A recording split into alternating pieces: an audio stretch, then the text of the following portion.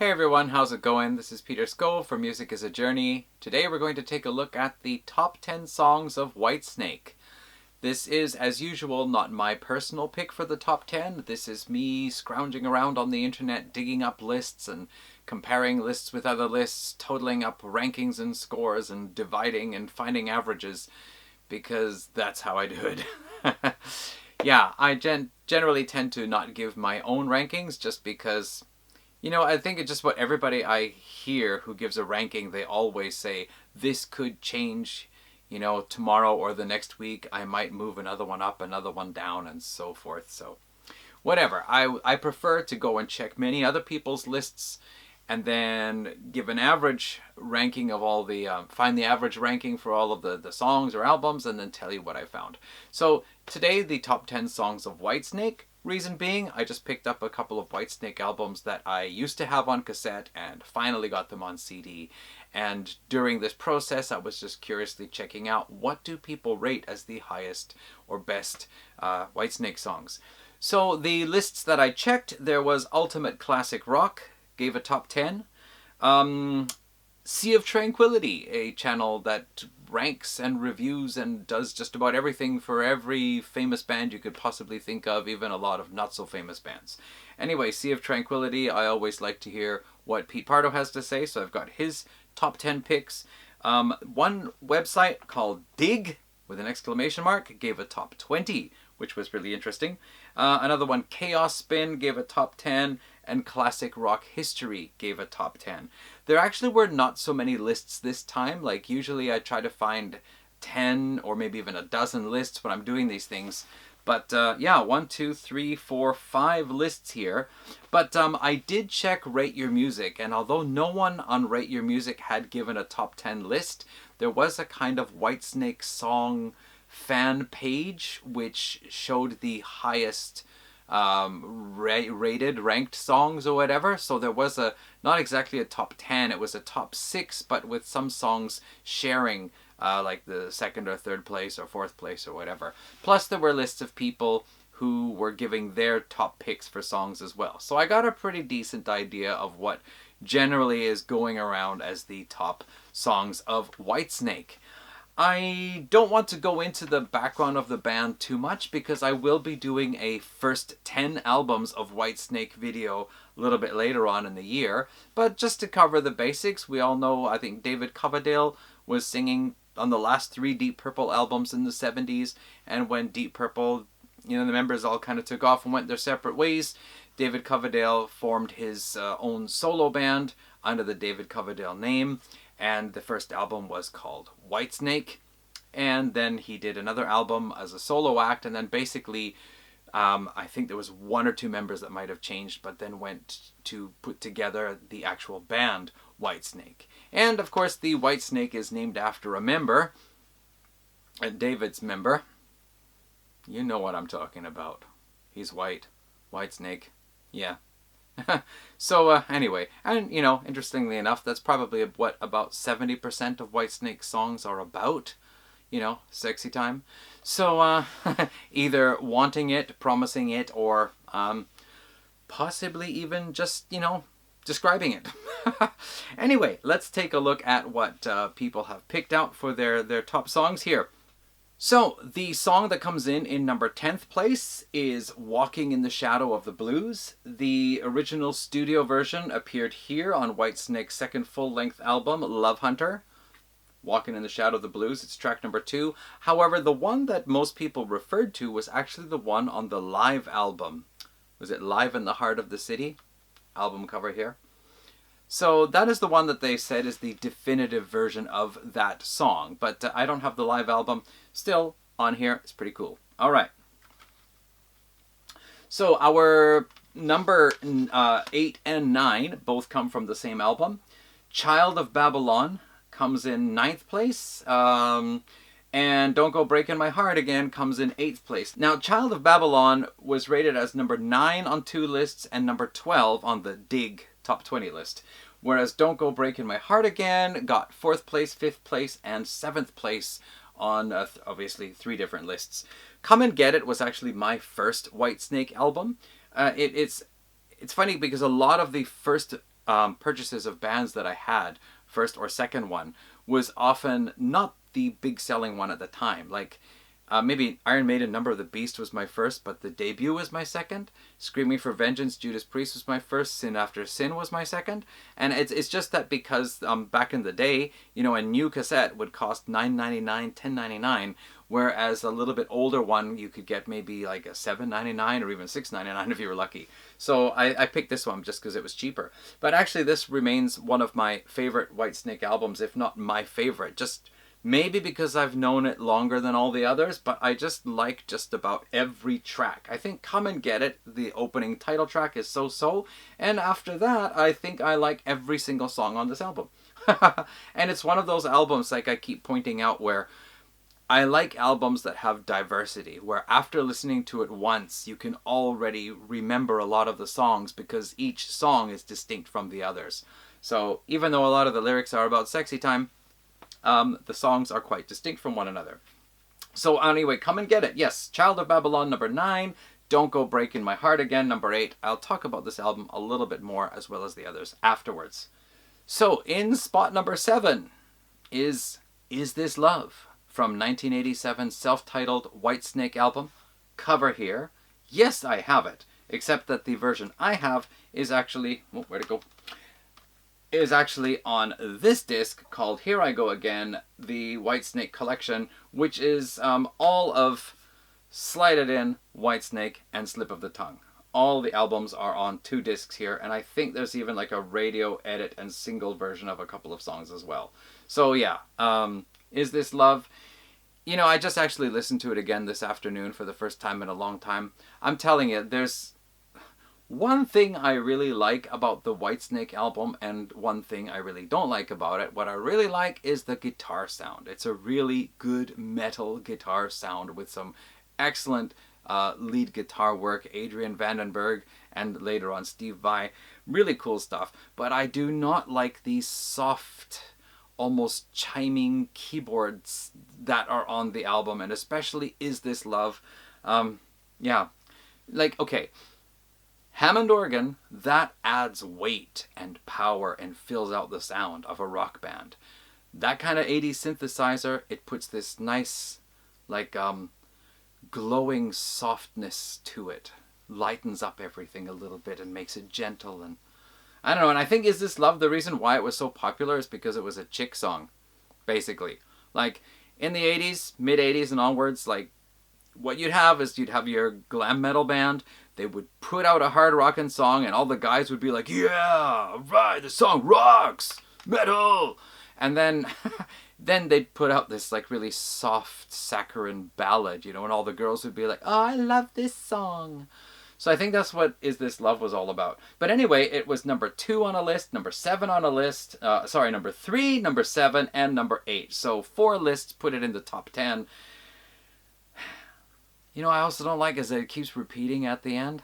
It just keeps repeating the chorus over and over again as it fades out. Okay, so actually I don't really like that song so much, but hey, let's move along. So, number 6 is Fool for Your Loving, and there are 2 versions of this. As you know, there is one from the Ready and Willing album, which I have here. Finally got it just last month, actually. Never had this on cassette. It was the one Whitesnake album I never had before. So here we go, Ready and Willing. But Fool for Your Lovin' was also covered for the Slip of the Tongue album. Now, apparently, David Coverdale said he wasn't really keen on covering that song. But kind of the label insisted, you know, hey, you had some success on the last album covering some of your older songs, so cover that one for the new album. So some of the lists actually mentioned both of the songs, either the 1982, or 82, 81, 80? Well, this is 1980. Either the 1980 version or the 1989 version. Take your pick. Some of them specifically said that this one was better, or some of them didn't specify, but the picture they showed was the Slip of the Tongue album. So take your pick. Fool for Your Lovin'. I prefer this version over the other one, but the other one does have a cool guitar sound. For spot number 5, we go back to my 3-disc compilation set. Slow and Easy from the Slide It In album of 1984. It got 2 third-place mentions, a 5th place, 8th place, and Dig Dig had it in 18th place out of 20. What? Who put that list together? Slide It In, I think, was probably the song that introduced slide guitar to the heavy metal fans of the 80s. When I say heavy metal, I mean the people who liked Motley Crue and Wasp and, you know, all that kind of stuff, because that's what was big there around 84, 85, 86. So Slide It In introduced slide guitar. I had a couple of friends in junior high school. They were really into that kind of blues-based rock, hard rock of the 1970s and like George Thorogood and Baker Gervit's Army. And I think they were listening to Slide It In before everybody else was. Because they liked that older Whitesnake stuff. And once Whitesnake became really big and then changed into like a glam metal band type image, they lost interest. They liked the older Whitesnake. But anyway, Slide It In, yeah, that was a really cool song. Still, it's a good one, right? Okay, and actually, I think we're talking about the same album. Love Ain't No Stranger is number 4. With a number 3, 2 number 5 positions, a number 6, and a number 9. So all mentions in the top 10.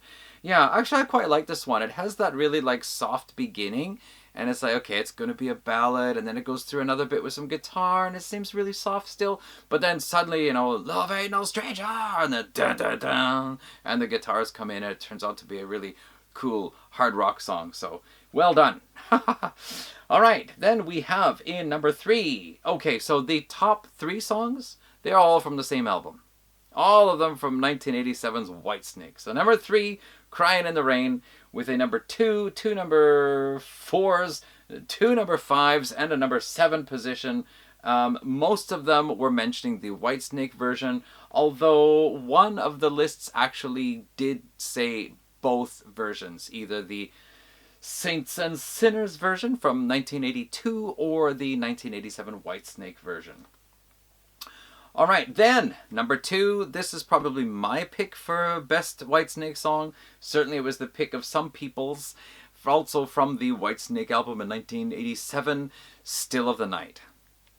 What a cool song that is, you know. That was a song, it had like kind of a triple thing there. You had the beginning and end part, which was the hard rocking, heavy rocking song with a da da da da da da da da da da da da da da da da, and Dave is just giving it his all on the vocals. You know, there was 3 years that passed between Slide It In and Whitesnake, and during that time, Dave actually suffered from some, I don't remember now, was it vocal cord troubles, or was it actually something in his septum or something like that? I think his septum collapsed or something like that anyway. I mean, he had some real serious problems, so he's really given it on that album. You know, one thing that's interesting about David Coverdale, I know some people often say, oh, he's a ripoff of Robert Plant. I don't think so. Like, yes, their approach to singing is quite similar, especially when you compare Led Zeppelin and Whitesnake. But Robert Plant, I feel, his voice is coming from the back of his throat usually, and going up to the nasal passages, and only occasionally going lower. Whereas David Coverdale, I feel, is the opposite. It's from the back of the throat and going lower, and then occasionally going up to the nasal passages. And David also has that kind of breathy bedroom voice that, you know, the guy who just can't wait to get his zipper undone. And I don't mean because he has to pee. The guy, basically the male version of this. So, yeah. And he's always doing that, you know, that kind of like deep breathiness in a lot of these older songs. So by the time they got onto Whitesnake, the 1987 album, and they got into some heavier type, you know, music, he was putting more power into his voice. Not that he didn't before, but I mean that kind of breathiness that I Need It Now, I Need It Badly Woman, was kind of scaled back a bit. Anyway, what are we talking about? In the Still of the Night, yes. And then they have that whole vocal section where he was just doing that in the studio, and they recorded it and fitted into the song. That whole like, ooh baby, you gotta give me love. That whole part there. Sorry, David. And then, you know, you got that part there with the bowed guitar playing, which I really love. So that's like a song that's got these 3 awesome bits to it. It's really cool. Okay, so that's number 2. Let's see here. It had 2 number 1 positions, including Sea of Tranquility. Pete Pardo said Not only his favorite Whitesnake song, but possibly one of his top 3 favorite songs of all time. Yeah, so cool. And let's see here. It was also... I was on number 13 on the Dig list. It's kind of weird. Anyway, so Still of the Night. And then our number 1 song, you can probably guess. It's from Whitesnake. It was one of the big hits. Here I Go Again. Yep. I'm going to show this one again. You know the Whitesnake album cover. So Here I Go Again is the number 1 song. It was, let's see here... mostly it's the Whitesnake version. It was mentioned that it originated from Saints and Sinners in '82, but I think it's the Whitesnake album version that everybody knows and loves the most, except for maybe those friends of mine in junior high. Let's see, we had number 1 on 3 of the lists, number 2 on 1 list. It was not on Sea of Tranquility's list, which is interesting.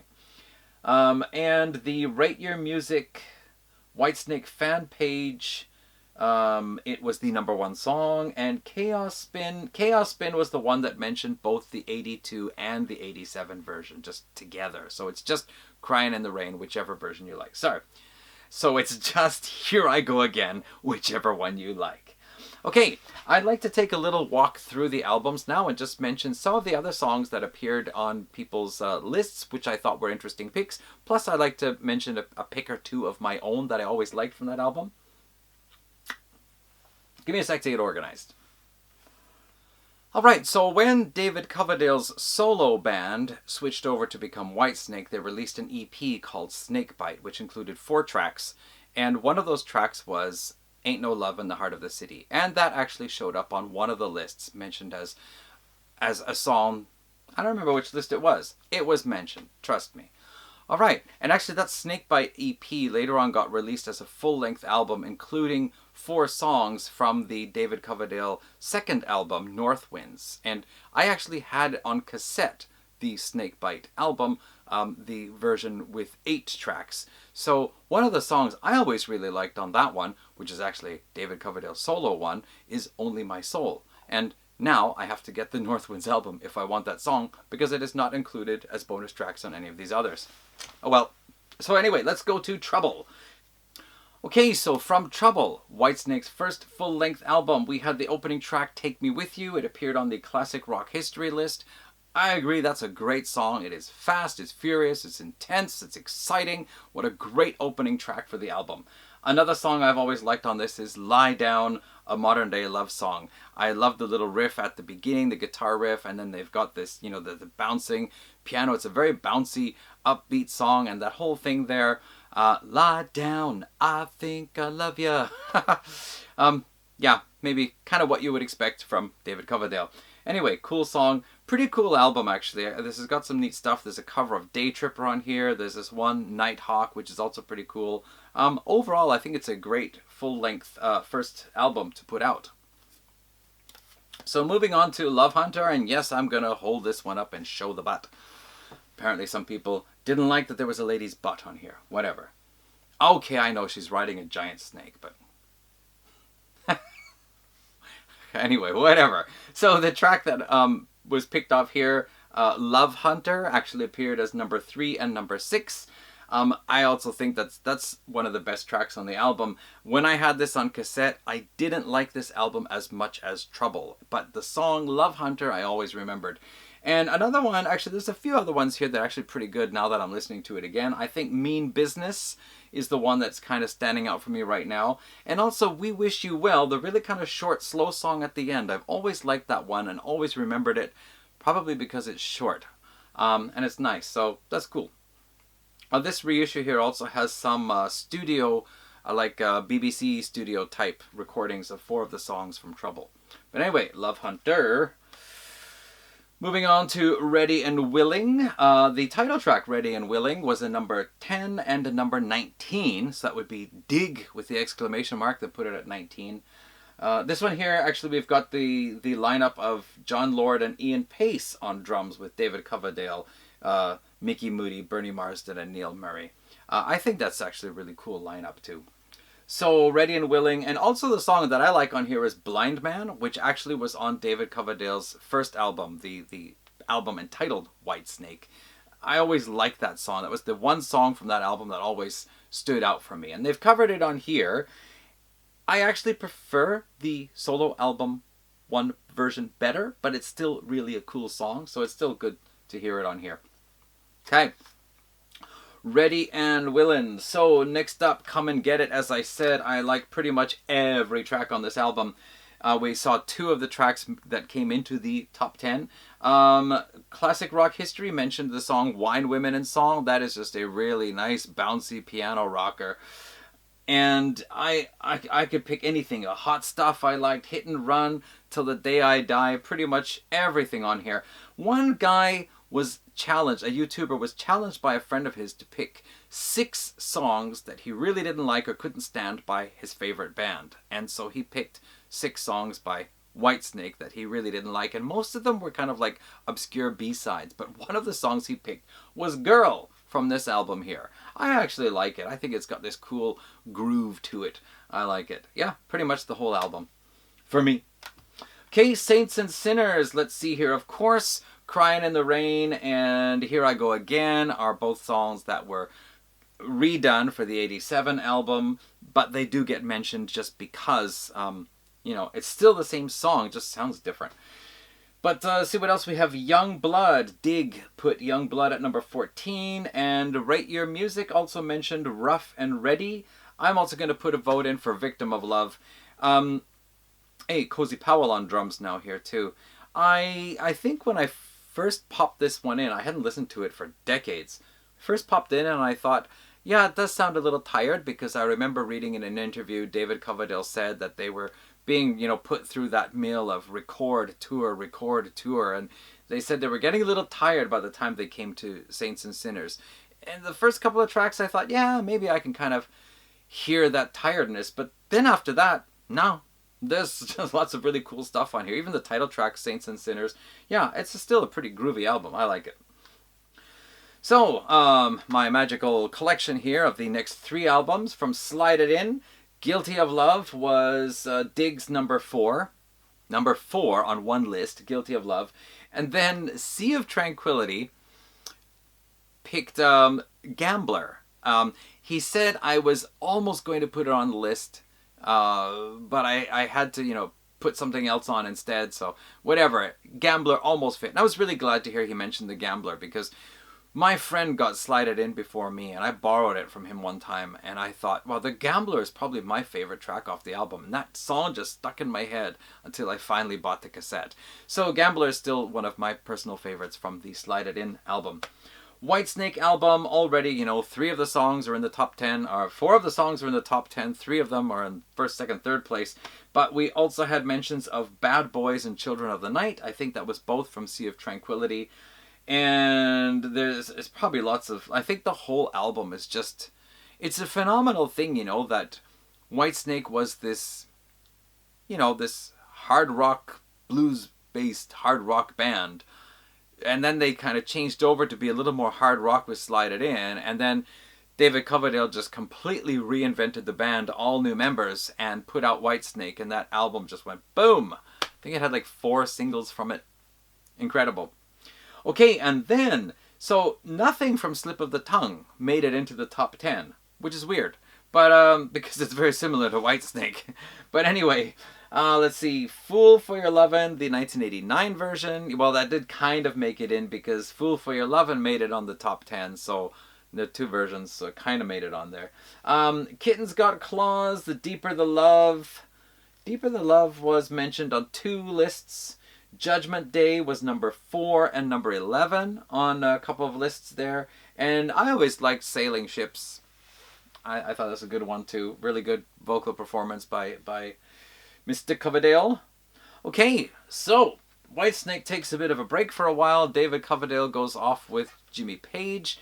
And then he goes to do some solo work. And somebody decides that the solo album should be a Whitesnake album. So we have David Coverdale and Whitesnake. This was really a return to the older style of Whitesnake, but it's a little bit heavy on the ballad side. Like, there are more slower love songs on here than there are on any of the other Whitesnake albums. So I think even the album cover itself tells you it's something different. But anyway, from this one here, Dig actually was the only list to include anything, and they included 3 songs, including the title track, Restless Heart, Too Many Tears, and Don't Fade Away. Were all picked from this album in the top 20 for the Dig! List. I listened to this again a bit the other day, and I think Take Me Back Again and Women Trouble Blues are also pretty cool. I think it's Women Trouble Blues that sounds very Led Zeppelin-ish, so maybe a carryover from his stint with Jimmy Page. Okay, and then, again, kind of a jump before we get another album. Good to Be Bad, I think this was 2008. One list, Dig, mentioned Best Years as number 16, the only list to actually include anything from here. I also think the title track, Good to Be Bad, is pretty cool. Summer Rain is a really beautiful ballad. I really like that one. And I actually have not listened to this album all the way through for probably over a decade. So I've got it queued up to listen to during this week, along with tons of other stuff. Now, the other album that did actually get mentioned, Sea of Tranquility, mentioned the next album, Forevermore, which I don't have. So I've ordered it. Yeah. I said I would keep my finger off the order button, but I ordered it. So anyway, Forevermore, the title track was mentioned in number 8 spot by Sea of Tranquility, and Love Will Set You Free was mentioned as number 6 on Classic Rock History. Nothing from the Purple album and nothing from the latest one, Flesh and Blood, although some of these lists might be a bit old, so Flesh and Blood might not have made it on anyway. So there you go, the top 10 songs of Whitesnake, as picked by various folks out there in internet land, plus a kind of run through of other great songs off the first, 11 albums of Whitesnake. Alright, there you go. Thanks for watching, everyone, and I'll be back again with another video, probably in not so far off future, because it's February, and I have to do the first 10 albums of 2 bands who released a debut in February long time ago. So, those will be coming up soon. Thanks again. Catch you in those videos then, folks. Take care. Bye.